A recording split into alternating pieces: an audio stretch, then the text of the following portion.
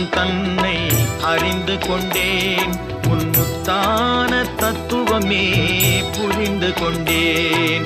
முருகா உன் குணம் தன்னை அறிந்து கொண்டேன். உன் முத்தான தத்துவமே புரிந்து கொண்டேன்.